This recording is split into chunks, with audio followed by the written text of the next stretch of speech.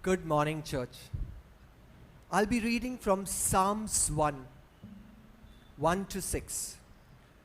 Blessed is the man who walks not in the counsel of the ungodly, nor stands in the path of sinners, nor sits in the seats of scornful. But his delight is in the law of the Lord, and in his law he meditates day and night. He shall be like a tree planted by the rivers of water, that brings forth its fruit in its season, whose leaf also shall not wither, and whatever he does shall prosper. The ungodly are not so. They are like the chaff which the wind drives away. Therefore, the ungodly shall not stand in the judgment, nor sinners in the congregation of the righteous. For the Lord knows the ways of the righteous, but the way of the ungodly shall perish. Amen. Thank you, Jesus, Lord. Thank you, Lord, for this day, Lord. Thank you, Lord, that we are here once again. If we thank you for this very breath that you have given us. Thank you, Lord, that we can praise you and glorify you this morning, Lord, and all through our life. We surrender this time of worship into your hands. May you be exalted and glorified forever. In Jesus' name we pray. Amen. Amen.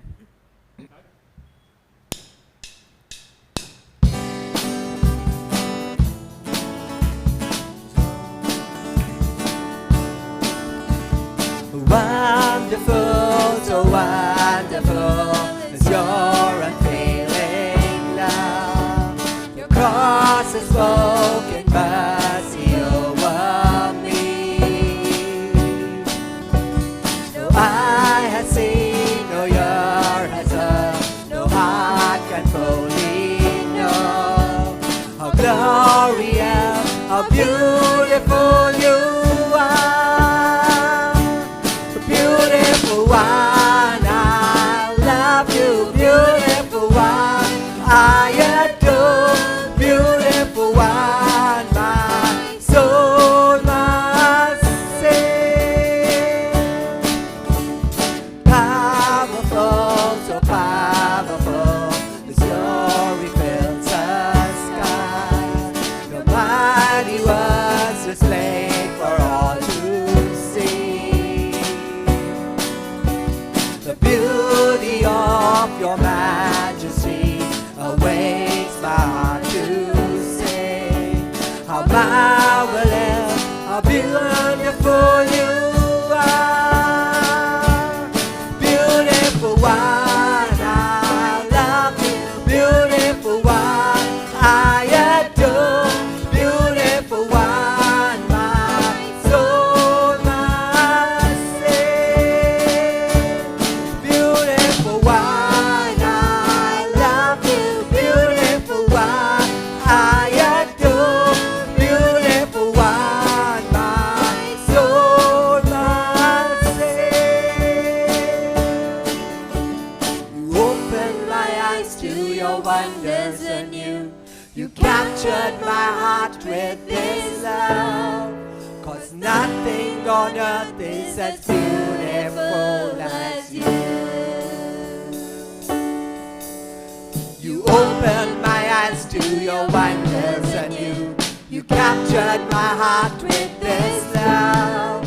'Cause nothing on earth is as beautiful as you.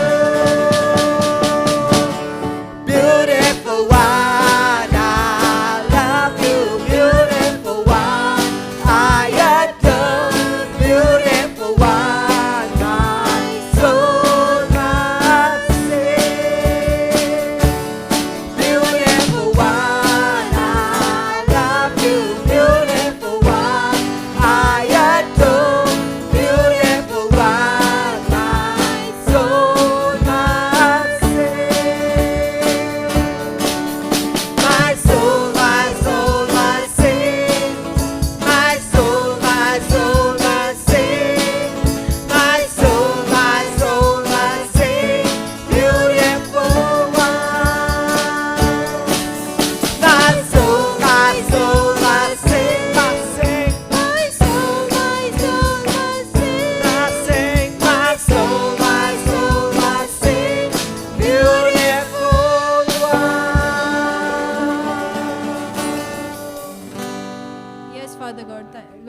You are the beautiful one Yes, indeed, Lord. Father God. Thank you, Lord God, that you are there above watching over us, Father Yes, God. Lord. Thank you, Lord, that you have not you have caught us by your hand, Lord God. And Yes, Father, Lord. I pray, Lord God, that this morning you would draw us more closer to you, Father. Yes, Lord. Lord, we pray, oh Lord God, and we ask for forgiveness, Father, for the times we have taken you for granted, Lord. Yes, for the Lord. times we had taken your beautiful work for granted, Yes, Father God. Lord. Father, I pray, oh Lord God, that you would forgive us, oh Father God. And Lord, we especially pray, Lord God, at this time, Father, that we surrender ourselves and draw more closer to you, Lord Amen. God. In Jesus' name I pray. Amen. Amen.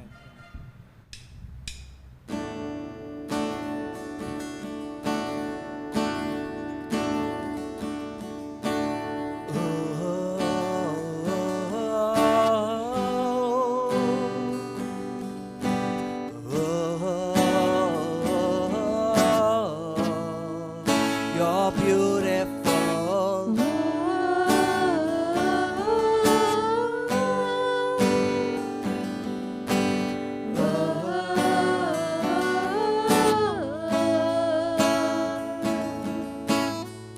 I see your face in every sunrise.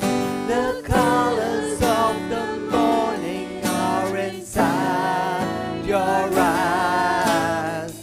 The world awakens in the light of the day. I look up to the sky and say, you're beautiful.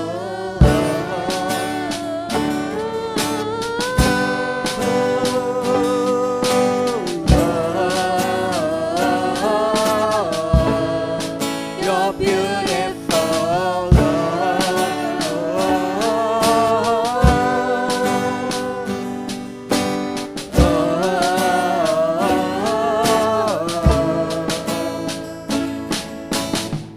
I see your power in the moonlit night, where planets are in motion and galaxies are bright.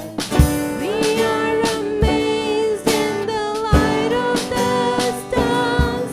It's all proclaiming who you are. You're beautiful.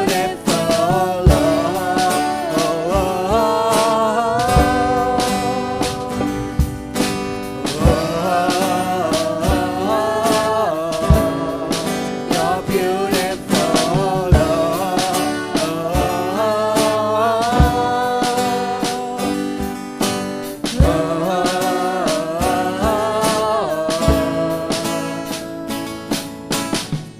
I see you there hanging on a tree. You bled and then you died and then you rose again for me. Now you are sitting on your heavenly throne. Soon we will be coming home. You're beautiful.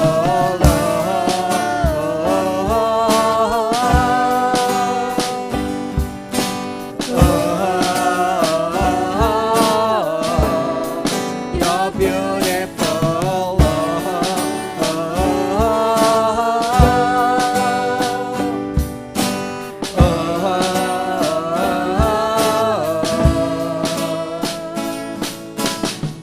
When we arrive at eternity shore, where death is just a memory and cures are no more, we'll enter in as the wedding bells ring. Your bride will come together and we'll say, you're beautiful.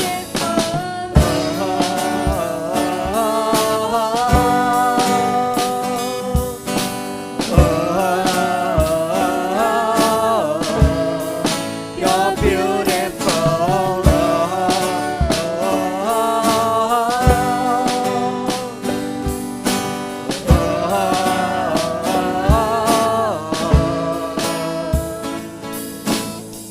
I see your face. You're beautiful. You're beautiful. You're beautiful. You're beautiful.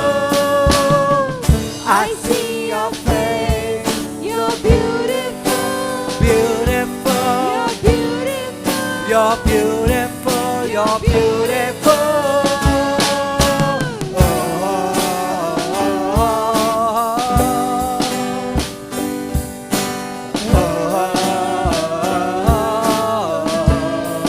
You're beautiful.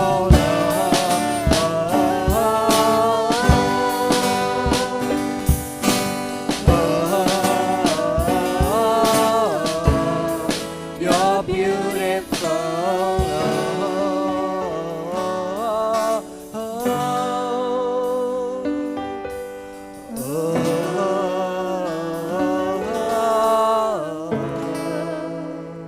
You're beautiful.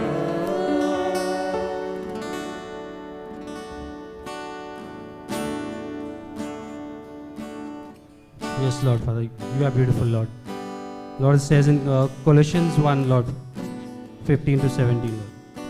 He is the image of the invisible God, the firstborn of all creation. For by him all things were created, Yes. in heaven and on earth, visible and invisible, whether thrones or dominions, Yes. or rulers or authorities. All things were created through him and for him. And he is before all things, and in him all things hold together. Amen. Amen. Amen. Lord, we thank you, Lord. Lord, you are a creator king, Lord. Yes. Lord, you are the creator of everything, Lord. And Lord, we bow down before you, Lord. We worship you, Lord. Father. And Lord, we want to, Lord, exalt you in everything we say, think, or do, Lord. Yes, Lord. Have a way in us, Lord. Yes, Lord. In Jesus' name. Amen. Amen.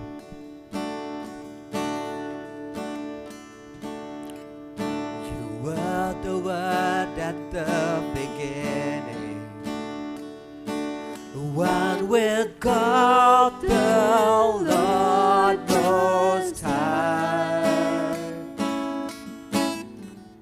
Your hidden glory in creation, now revealed in you are Christ.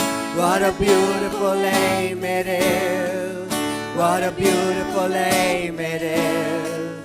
The name of Jesus Christ our King. What a beautiful name it is. Nothing compares to this. What a beautiful name it is.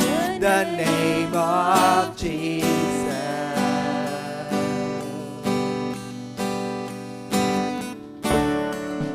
You didn't want heaven without us. So Jesus, you brought heaven down. My sin was great, your love was greater. What can separate us now? What a wonderful name it is. What a wonderful name it is. The name of Jesus Christ. What a wonderful name it is. Nothing compares to this. What a wonderful name it is. The name of Jesus.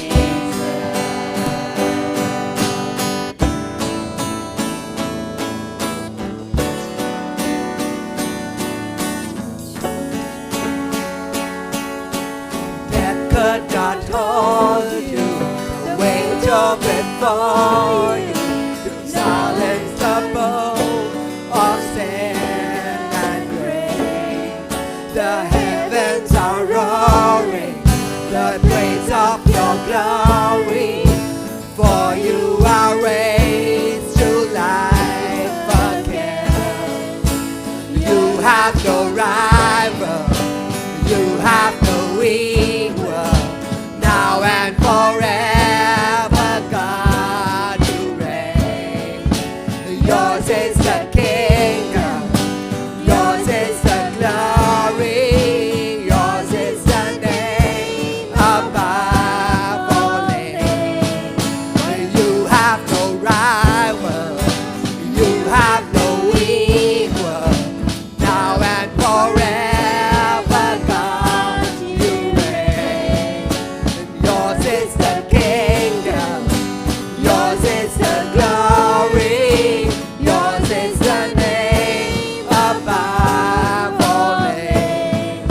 What a powerful name it is. What a powerful name it is.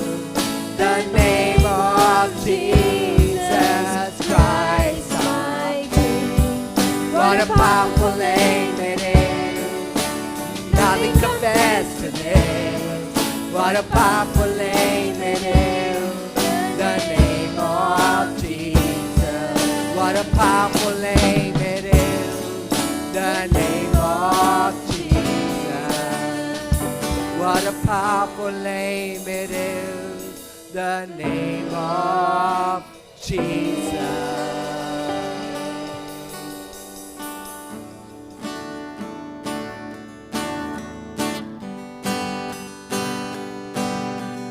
Yes, Lord, your name is powerful, Lord. Your name is wonderful, Lord. Your name is beautiful, Lord. There is no rival, Lord, for you have no rival, Lord. You have no equal, Lord. No God can match you, Lord, to your greatness, Lord. Lord, we just want to thank you, Lord. We want to lift your name, O Lord, on high, Lord. Thank you, Jesus, Lord. Thank you, Lord. Thank you, Jesus.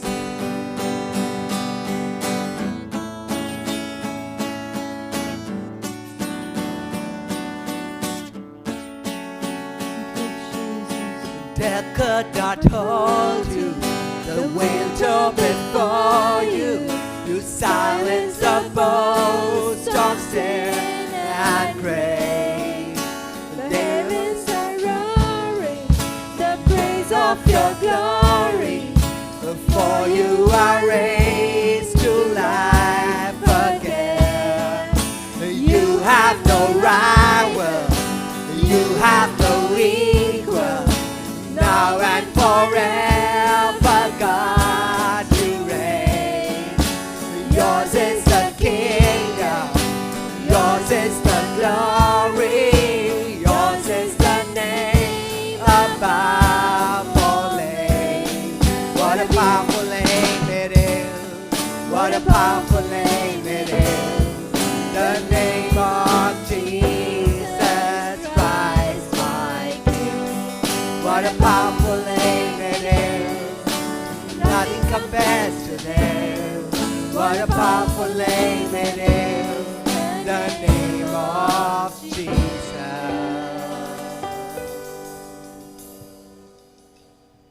Yes, Father. Your name is above every other name. Yes. Yes, Lord. Lord.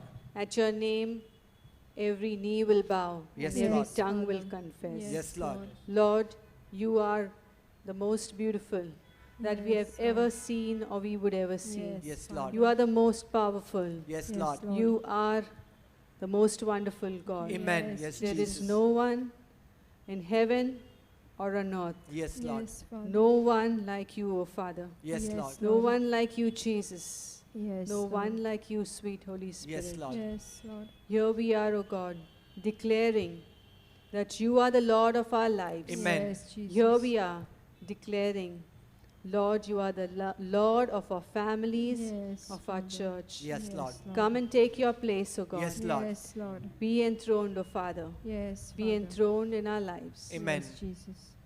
Thank you, Father. Yes, Lord. Amen. Thank you, Jesus. Thank you, sweet Holy Spirit. Thank you, Jesus. Thank you, Lord, for this time, Lord. And thank you, Lord, for it is you who are beautiful. Yes, It is you who Lord. are wonderful, and it is you who are powerful. Yes, Father. And Lord, at your name alone, Lord, every knee would bow and every tongue would confess that you alone are Lord and Savior. Yes, Thank you, Lord. Jesus, Lord. And today we can boldly declare, Lord, that you alone are the Lord of our life, Lord. Amen. Help Yes, us to Father. live this life according to your word. And as we hear your word, Lord, that would be spoken, Lord. Yes. Lord, we pray, Lord, that your word would sink deep down, O Lord. Yes, And Lord, that it would just not sink, but it would bear fruits for your kingdom, Yes, Lord. Amen. That we would treasure your word, Lord, in our heart, Lord. Yes, That, Lord, it would be spiritual food for us all throughout our life, O Yes, Lord. Father. Thank you, Jesus. The rest of the service we give into your hands. You be glorified and worshipped and adored. In Yes, Jesus' mighty and matchless name, we ask and pray.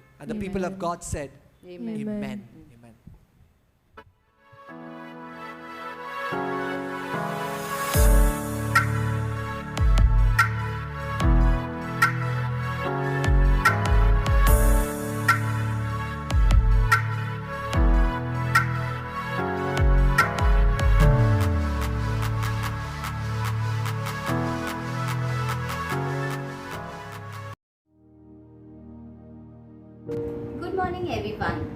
welcome to the online Sunday service. I want to thank Edrix and the worship team for leading us into a beautiful time of praise and worship. I want to thank God for this opportunity wherein I'll be able to share His word with you all. So last month I was personally blessed by each of the preacher, and we heard sermons on various topics ranging from importance of fervent prayer and how our thoughts can deceive us. We also heard sermon on sinful nature of human being, and last week we have heard the most powerful sermon and teaching on book of Romans. Isn't it amazing how God speaks to our heart through various people? So while I was praying and preparing for my own sermon, we have seen a beautiful video in the VCC group which was posted by Auntie Lauren, and this video was about potter, God being the potter, and you can now guess the verses that I have chosen today. The scripture that I have chosen today to speak about is from 2 Corinthians chapter 4 verses 6 and 7. Let us turn our Bibles to 2 Corinthians. I'll read the verse for you. For God who said, "Let the light shine out of darkness," made His light shine into our heart to give us the light of knowledge of God's glory displayed in the face of Christ. Verse 7 says, "But we have this treasure in jars of clay to show all the surpassing power belongs to God and not to us." So the title of my sermon is Treasure in Jars of Clay. So in the above verses or scriptures, there are few words which you can circle or highlight. Light that shines in the darkness lives in us. Treasure, clay jars, all the surpassing power of God. So in 2 Corinthians chapter 4 verse 7, Paul makes a distinction regarding what type of jar that he is speaking about.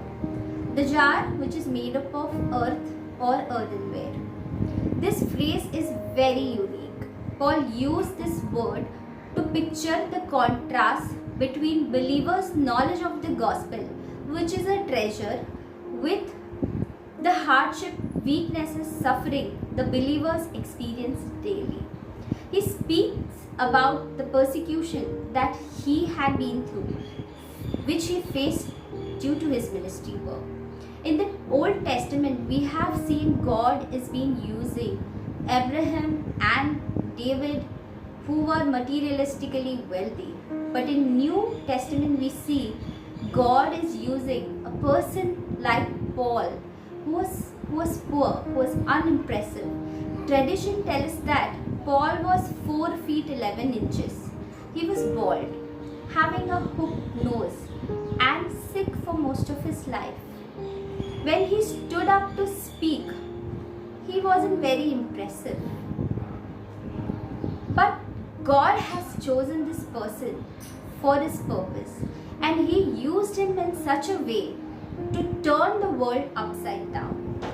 So you will find the relevant verse in Acts chapter 17 verse 6. So here Paul is referring himself to the jar or a clay jar, which is far from perfect as per the worldly standard. So before I bring forth the topic for today, let us all join our hearts in prayer. Let us all pray.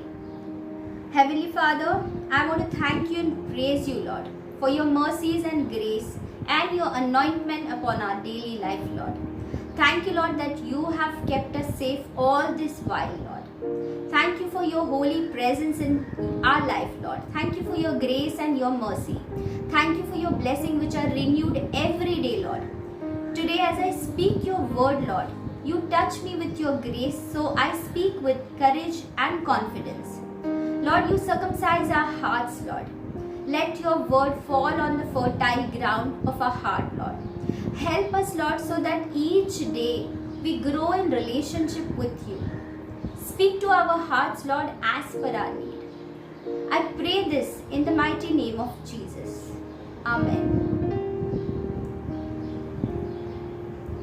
So, that as I said earlier, there are few important words in these verses. God's light shining through us, treasure, jars of clay, and God's surpassing power. So let us see what this all means. I shall be sharing 3 aspects about it, which I have divided in A, B, and C. Now A talks about what are the characteristics of clay jar. B is what is this treasure that we have in these jars of clay. And C part, I'll be speaking about how and why it's a blessing to be a jar of clay. Now let us see what the Bible say about the clay or earthen vessels. There are many references across the scripture about jars and vessels, including in Old Testament, which speak about the physical object, but there are some scripture which also speak about molding and shaping of the character of an individual. Even in the very beginning of the scripture, in Genesis 2, we find that when the first human was created, he was created out of dust or made from clay. In Isaiah 64:8 speak about God being our Father, He's being the potter, and we are the clay in His hand. The only other place in New Testament where we find these 2 words in 2 Timothy chapter 2 verse 20. Jars and vessels are commonly spoken about in the New Testament. But 2 Timothy is the only place where Paul speaks about an earthenware or clay jar. The light in an earthen vessel, 2 Corinthians chapter 4 verse 6. It reminds us about Gideon's army of 300 soldiers who had an earthen vessel, each with a light inside. You can refer to Judges chapter 7 for this reference. Now let me illustrate a little background about this scripture. Apostle Paul has written this letter from Macedonia to the church in Corinthians. So he wrote this letter approximately 1 year after he wrote 1 Corinthians, and before he wrote a letter to the Romans. He also illustrates the persecution, suffering, pain that he is experiencing during that time as part of his ministry work. But today I will be focusing more on this metaphor. This metaphor is particularly interesting to us because Paul uses it to illustrate who Christians are. First of all, we all know that we, the followers of Christ, are the clay jars. We are plain, we are fragile, we are easily broken, we can be replaced easily. We are of no good purpose except to contain and store or proclaim something much, much more greater and precious. That is our Lord Jesus Christ. So you see, earthenware or clay jar is a metaphor that is being used for our earthly life, which is fleeting, which is feeble. Now let me illustrate a story to highlight the point that I would be talking about. So there was this man who was exploring cave by the seashore, and he was strolling around and he happened to see a cave on that seashore, and he enters that cave, and what he found there was a bag which was full of clay balls, and he looked at them and he was surprised. He thought in his mind, maybe there were some children who had visited the seashore, they must have rolled the clay and baked it in the sun. And he was intrigued by that, and so he carried that bag full of clay balls outside the cave. And as he was strolling along the beach, what he did is he took out one of the clay balls and he threw it out to the ocean as far as he could. And he continued to do that, and he saw that the clay ball went far and it disappeared into the sea until he dropped one of the clay ball on the floor and it cracked open, and to to his surprise, what he saw? That clay ball contained a beautiful, precious stone. And now he got very excited. Now he broke open each and every remaining clay ball. And he was astonished to find that each clay ball contained different types of precious and beautiful stones. So you see, he was there on this beach for a while, all along, and he took out this bag full of clay ball. He did not know what was there inside. Had it been that he would have saved those clay ball, he would have had millions of rupees worth precious stones along with him. So you see, we also have this tendency to look at the outward appearance of a person, or even for our own self, we doesn't really take time to look inside us. So what happens because of that we miss out on the treasure that we hold inside each one of us. Now let us see when Paul compares himself and to us all as jars of clay, what he means. So first let me begin by saying this: there are different characteristics of jars of clay. So if I ask you to describe certain characteristic, you might type your answers in the chat box below. But since it's online, let me illustrate this to you. First points, jars of clay was an everyday item. We see that jars of clay are commonplace. From cooking utensil to storing water and other items, even they were used for, as toilets. Jars of clay were part of everyday life during the biblical times. The average person probably might have had multiple jars of clay because of its versatile use in the homes. They were common items that were made of the most basic material, earth. And people from every class of the society would have been familiar with and own these multiple jars of clay, which is mentioned in 2 Corinthians chapter 4. Second point is jars of clay are fragile. So we see that jars of clay signify weakness, fragility. Since this material was made out of clay, they break easily. Just as we see today also the clay pot, they break easily. It wouldn't take much for a jar to be knocked over, and the pieces would shatter all over the places. So they are fragile. The jars of clay are fragile. That was the second point. The third point is jars of clay are made by hand. So we see in many areas of scripture there are multiple references to the potter and the clay. We are reminded that we are the clay in the hands of the potter, being molded and shaped. So it also means that is what God does with his people. He shapes them, he molds them.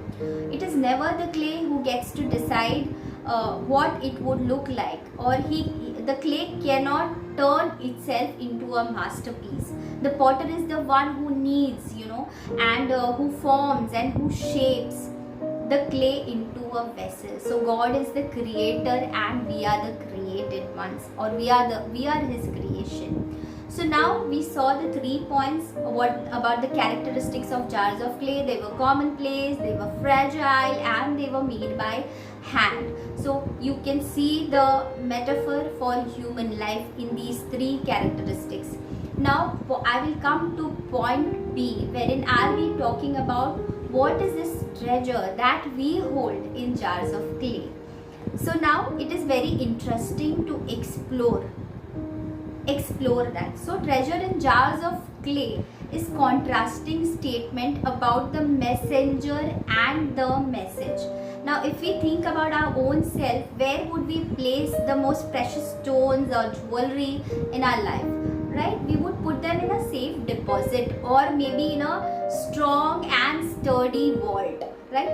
But isn't it amazing to see the most precious treasure were found in the most unlikely places, that is in jars of clay, that is in you and me. So under like the treasure that we hold in jars of clay, point number 1 is the power of Jesus that resurrected him from the death, from the grave, is the treasure that we hold inside us.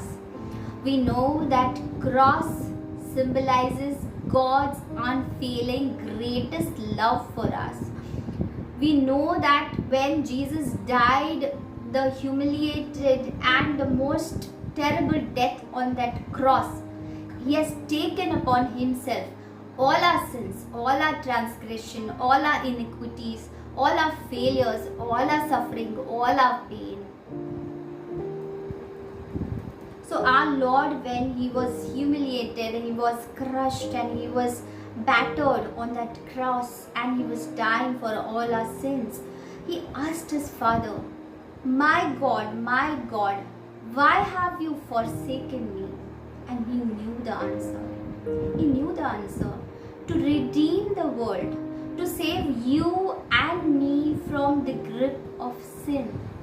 So the cross symbolizes his love, his never-ending, everlasting love for us. So we could hold this treasure of Lord's resurrection and the power of defeating the death and overcoming sins in our life, and the gift of eternal life, which is not in any way is because of what we have done, but because of Lord's merciful grace, because of his abounding grace upon us. So the point number 1 was his power, power wherein he conquered the grave. His resurrection is the treasure that we hold inside of us. So let me move on to the point number 2. The light that shines through darkness lives in us. The verse which talks about this is in 2 Corinthians chapter 4 verse 6. So we see when we ask an individual to introduce him or her to others, what he would begin with. He would speak about his family, he would speak about his relatives, he would speak about the school that he went to, the college, the university, the degrees, and he might also be speaking about the organization that he's working for.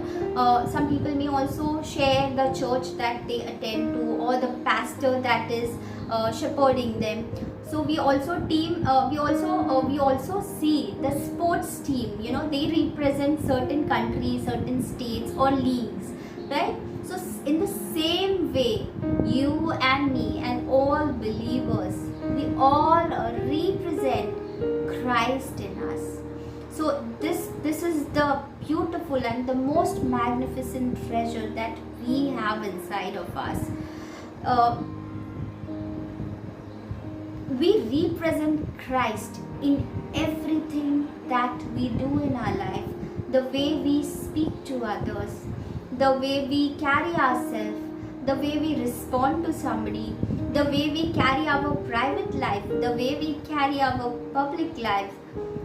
This realization brings so much of accountability in our life, and it also calls for integrity on our part. So when people look at us, do they see Jesus' compassion in us? Do they see his joy? Do they see his contentment? Do they see his forgiveness in us? Do they see his love in us? Do they see his sacrifice in us? So these are the questions that I leave you with to ponder upon. So his light means his gospel, his life is the greatest treasure that we hold within, because of which we can come out of darkness in our lives. Let me read another verse for you, which is from Colossians chapter 3 and verse 7. And whatever you do, whether in word or deed, do it all in the name of the Lord Jesus, giving thanks to the God, the Father through Him. So whatever we do in our life, we are representing Jesus Christ. We are representing His treasure. The light that shines through us is reflected through us to the world.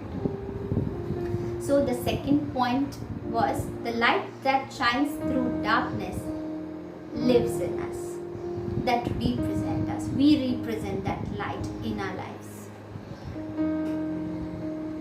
Point number 3 is the treasure.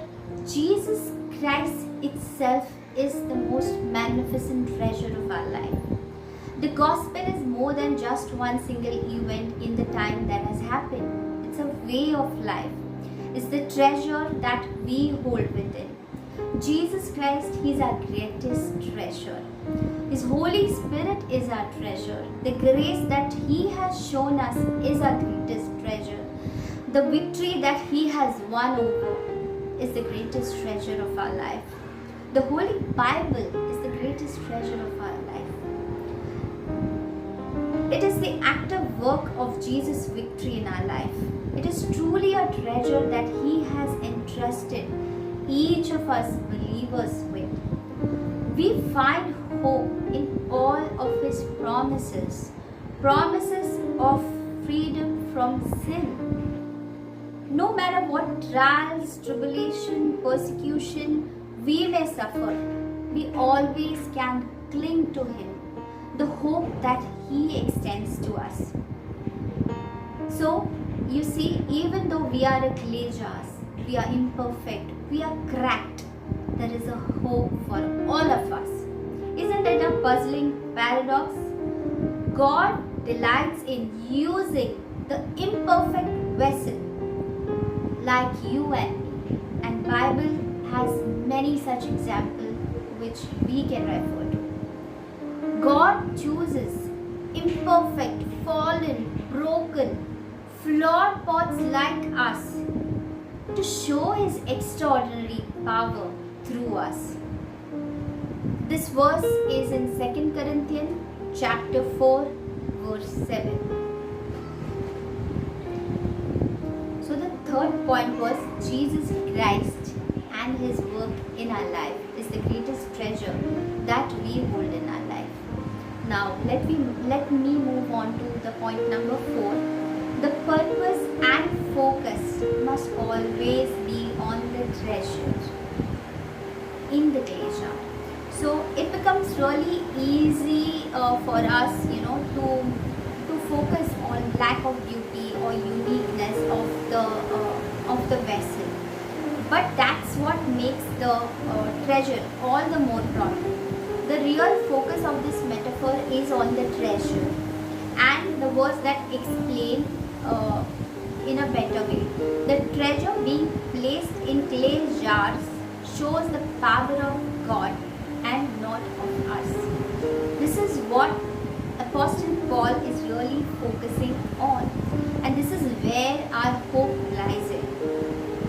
For example, if I take a daily example of kitchenware, like we might possess expensive and branded vessels or kitchen vessels, but what is important is not the vessel but what we make inside of it, what it holds, what it contains. The Christ lives in us. How do I treat my co-worker? How are we treating each other? The ways we speak to our spouses. What are the examples we are setting for our children? What is contained in us will come out of our mouths and our action. So the vessel is important only when or because of what it holds or it contains. The purpose and the focus is on the treasure. So that was the fourth point, and now I'll come to the point number 5, which is, as a believer, do you all believe that we have a mission that has been given by God to each one of us? And so my fifth point is focuses on all our commitment, all our accountability to the ministry of Jesus. The scripture which I spoke about at that point of time. It is equally important and applicable to each one of us as well. Jesus has entrusted this treasure to each one of us, and he did not make any distinction. He did not make any discrimination while placing that treasure inside of us when we believed in him. You and me are his ministry. We are his body. We have his mission to carry that light that is shining inside us to the world outside, which have been blinded to the truth. Now, how do we exhibit these commitments and accountability to the ministry of Christ? Simple things in our daily life. For example, attending your cell group meetings, attending prayer meetings, or if there is a call for Bible studies, VBS. All these things represent our commitment and our accountability to the ministry work of Jesus. They may seem trivial and simple things in our daily life, but they are very significant. They are very crucial, as God enters small things to you first, and he will see your commitment towards the small things first before he gives you something much more larger and much more magnificent. So it's a good practice. It's a good practice to take a look at our own life and introspect to see whether our lives are in line with his will, with his purpose, whether it is in line with the ministry work that he has given me. I myself fall many times in my life. I keep thinking about my flaws, my shortcomings, and the voice in my head keeps telling me that I can't do it, that I'm not worthy. And I keep remembering the mistakes of my past, and that grip me. There are times that they hold my heart, they grip me, and then I go into the low phases in my life. I feel sad, I feel disheartened, I feel frustrated, and I feel that I'm trapped. But these are the times when God reflects his light of his love and pour that love into my heart and show me a path, show me a direction, and give me a hope. I personally learned a lot being part of our women's cell group. There are many things that we discuss. There are many things wherein we support each other, we encourage each other, we build each other, and that is how I was built through these meetings, through these discussions, through these encouragement, through these prayers. So that is a personal experience of mine. And the beauty of it is that despite of you doubting yourself, you doubting your self-worth, despite of there are times when we are failing many times. God is very, very patient and very, very gracious to us. Each time he extends his hand towards us and he pulls us up. He makes us stand, he makes us run. And that is a beauty, that is the treasure that we have within us. So we have seen in part A what were the characteristics of clay jar. They were commonplace, they were fragile, they were made by human hand. In part B we saw what is this treasure that we have in this clay jar. We saw the resurrection power of Jesus. We saw the light that shines in darkness that lives in us. Thirdly, we saw Jesus Christ himself is the treasure that we hold. Fourth point was the power and purpose of this treasure. It's on the treasure and not on the vessel. And fifth point was the mission that God has given to each one of us, and also reflection on our commitment and our accountability to his ministry as a body of Christ. And now I will come to section C. Why and how it's a blessing to be a jar of clay. So when I was speaking about the earlier points, I think I have given enough example and illustration to show the blessing that we have in Jesus Christ. But still I have selected few points to indicate, to narrate, to explain the blessings that we have.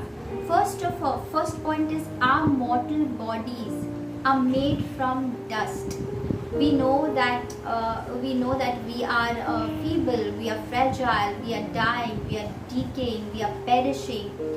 Seemingly they are little of significance to the greater creator, the greater omnipotent powerful creator.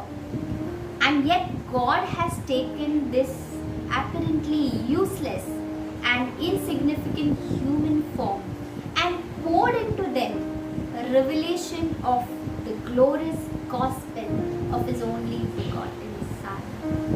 So you see what a blessing it is to receive the blessing of His glorious gospel into our heart.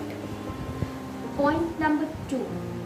God has poured into our hearts the divine light of His pure love and glory. The glorious truth of His salvation and grace, the rich treasure of the good news of Christ, who alone can save us sinners from the penalty of and power of sin, death and hell. Point number 3. But the light of gospel of grace is a spiritual light that shines into the hearts of all who believes in Him and restores our soul.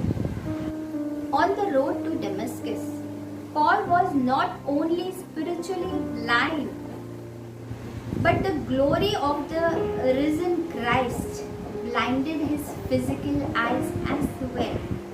But that blindness to the truth in Paul was removed, and his eyes were opened to the beauty of Jesus Christ. So he was not only able to see the spiritual truth, but his eyes were opened physically as well. Aren't we like that? Our eyes are being opened to the truth, to the most beautiful and lovely truth of our lives. Point number 4. But we are the earthen vessels into which the glorious truth of the gospel of God has been poured, that causes our mortal bodies to become the temple of the Holy Spirit, who uses this gospel not only to guide us, but that light, reflect, that shine through us and that guide the others as well. So you see what an amazing blessing that we have been these jars of clay and containing and holding this eternal treasure of our Lord and Savior Jesus Christ inside us. So in conclusion, if you are a follower of Jesus Christ, then you have the greatest treasure ever known, and He is using you to shine His light into the darkness. I would like to invite you to ponder upon the treasure that God has entrusted in you. You can place your hand on your heart and say, I got this treasure in my jar of clay. I got this treasure in my jar of clay. Being aware of this treasure, being grateful for this treasure, being in awe of this treasure that has been exclusively given to you and me. And how can we shine this light into someone's dark life? You are the chosen one. Your weakness, your imperfection, your feebleness, your failures, your limitation are God's fertile ground as a strength is perfect in our weakness. We are the carriers and messengers of His sweet love for the entire humanity. So, what is stopping us from spreading and sharing the treasure which has transformed our life? This ministry is not only limited to pastor, preachers, leaders, worship team. It is meant for you and me. It is meant for crackpots like you and me. God is looking for more crackpots which are flawed, which are broken, which are crushed, so that His purpose be fulfilled through us. Are you willing to say yes, Lord, to His call?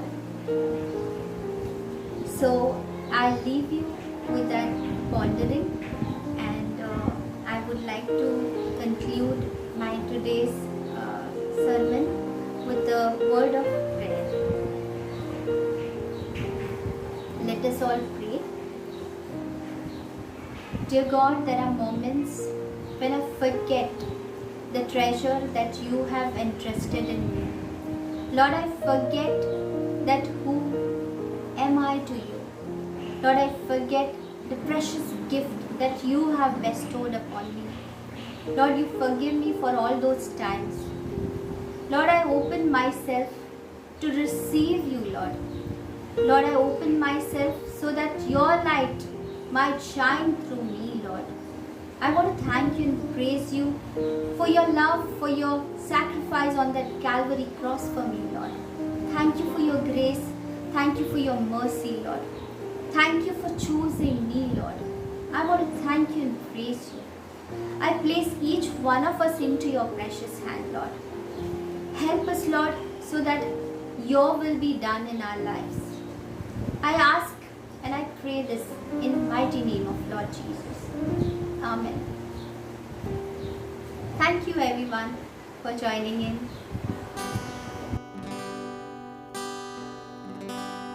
All these pieces, broken and scattered, in mercy gathered, mended and whole, empty-handed, but not forsaken, up and set free, up and set free. Yeah. Amazing grace, how sweet the sound that saved a wretch like me. Oh, I once was lost, but now I am found. Was blind, but now I see. Oh, I can see you now. Oh, I can see the love in your eyes, laying yourself down, raising up the broken to life.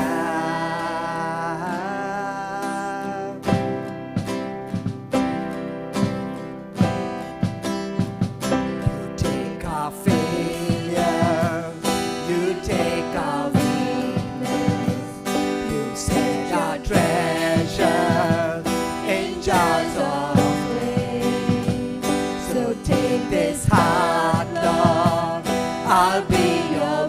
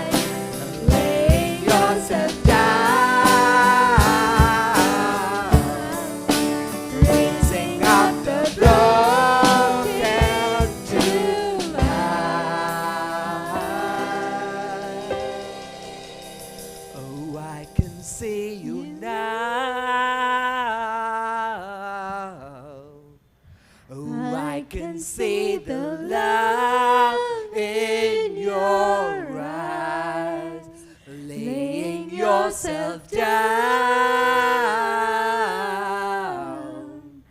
raising up the broken to life.